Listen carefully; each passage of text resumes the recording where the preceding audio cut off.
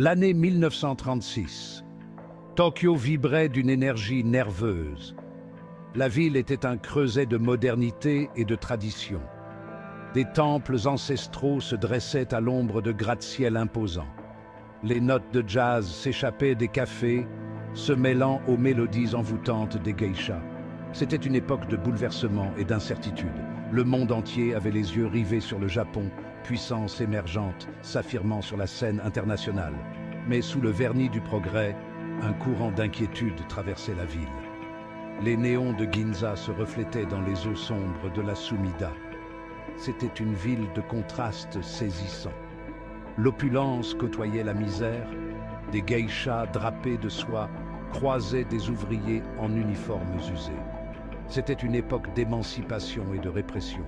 Les femmes entraient massivement sur le marché du travail, mais le poids des traditions restait lourd. Dans les quartiers chauds, les geishas divertissaient de riches clients, leur vie oscillant entre glamour et exploitation. L'air était saturé du parfum des cerisiers en fleurs et de la promesse de la pluie. C'était une saison de beauté et de tourmente. L'armée gagnait en puissance, projetant une ombre menaçante sur la société japonaise. Les tensions politiques s'intensifiaient et des rumeurs de guerre flottaient dans l'air. C'est dans ce contexte de bouleversement et d'incertitude que va se jouer une histoire d'amour, d'obsession et de meurtre. Une histoire qui allait bouleverser le pays et marquer à jamais l'âme de la ville. Le décor était planté pour une tragédie. Une tragédie qui allait révéler les sombres désirs et les abîmes de désespoir qui se cachaient sous la surface scintillante de Tokyo. Sada Abe voit le jour dans un Japon à l'aube d'une nouvelle ère. Cinquième enfant d'un artisan fabricant de tatami, elle grandit dans une famille modeste mais respectable. Pourtant, le destin avait d'autres projets pour la jeune Sada. À l'âge de 15 ans, elle est vendue à une maison de geisha, une okiya. Elle découvre un univers de beauté et de raffinement. On lui enseigne la musique, la danse, l'art de la conversation. Mais c'est aussi un monde régi par des codes stricts et des attentes implacables.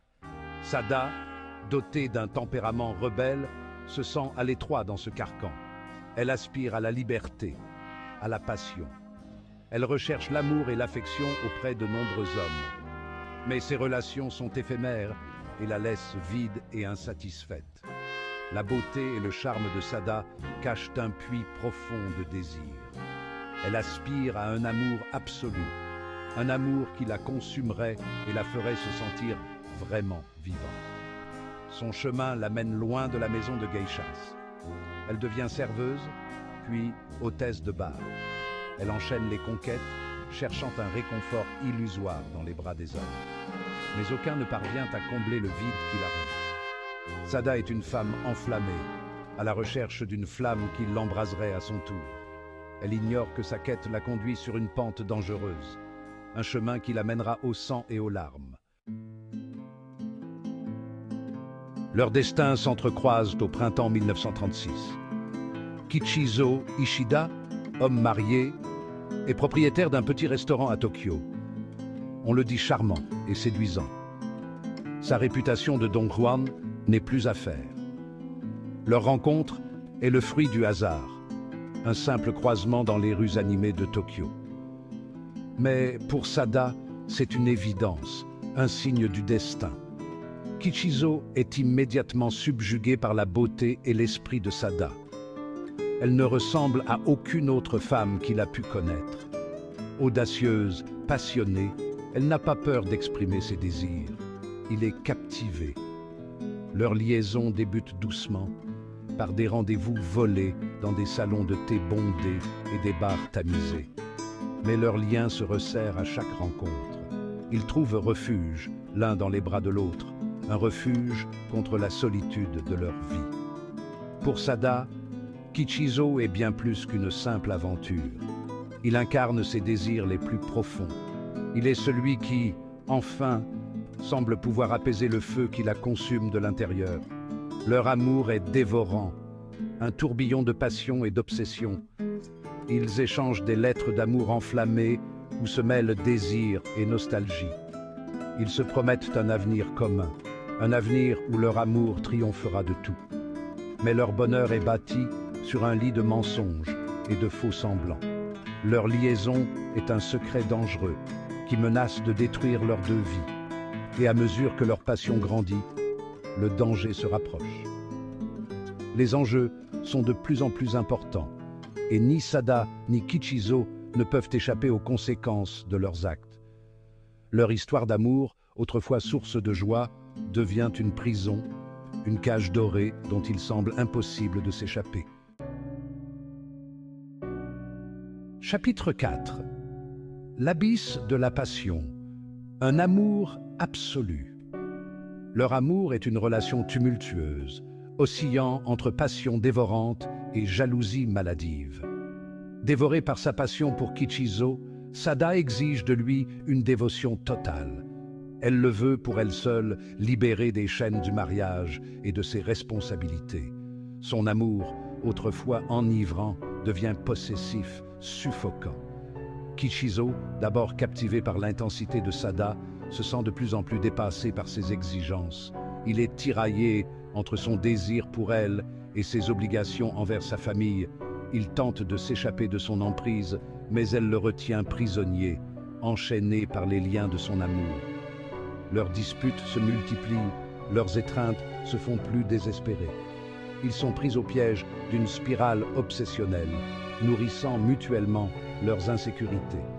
Persuadé que Kichizo finira par la quitter, Sada s'accroche à lui avec une intensité qui confine à la folie. Elle menace de mettre fin à ses jours s'il l'abandonne un jour. Ces paroles, prononcées dans le feu de l'action, vont s'avérer être une terrible prophétie. Leur amour, autrefois source de joie, s'est transformé en une obsession toxique, un jeu dangereux dont personne ne sortira vainqueur. Ils sont prisonniers de leur propre piège, enfermés dans une toile qu'ils ont eux-mêmes tissée. La frontière entre amour et haine, entre passion et folie, devient de plus en plus ténue. Et à mesure que les jours cèdent la place aux nuits, leur histoire d'amour s'achemine vers sa conclusion inévitable et tragique. Chapitre 5. La nuit du crime. Un désespoir sans nom. La nuit du 18 mai 1936 est lourde, chargée de l'odeur de la pluie. L'air est électrique. Un sentiment d'appréhension plane sur la ville. Dans une petite chambre du quartier chaud de Yoshiwara, Sada Abe et Kichizo Ishida sont enlacés. Ce doit être leur dernière nuit ensemble. Ils font l'amour avec une urgence désespérée, comme pour tenter de capturer un instant fugace de bonheur. Mais même dans leurs étreintes, un sentiment de malaise persiste. Sada, le regard rempli d'un mélange d'amour et de désespoir, sait que c'est la fin. Elle ne supporte pas l'idée de perdre Kichizo, de le voir retourner auprès de sa femme, à une vie sans elle. Pendant qu'il dort, elle s'empare de la ceinture de soie de son kimono, son obi. Ses gestes sont lents, précis, mus par un sentiment d'inéluctabilité. Elle enserre la ceinture autour du cou de Kichizo, ses doigts tremblent légèrement. Il bouge dans son sommeil, mais elle ne cède pas. Sa détermination se raffermit à chaque instant. Le silence de la pièce est rompu par les halètements étouffés de Kichizo. Il se débat, les yeux exorbités par la peur et la confusion. Mais Sada ne flanche pas. Son amour s'est mué en une obsession mortelle. Elle murmure des mots d'amour et d'excuses à son oreille, tandis qu'il rend son dernier souffle. Lorsque tout est fini, un calme étrange envahit la pièce. Sada est allongée auprès du corps sans vie de Kichizo, sa main posée sur son cœur. Elle le possède enfin, entièrement, mais à quel prix? Elle a franchi la ligne rouge, basculant de l'amour à la folie, de la passion au meurtre. Pour en savoir plus sur cette histoire tragique, abonnez-vous à notre chaîne et activez les notifications.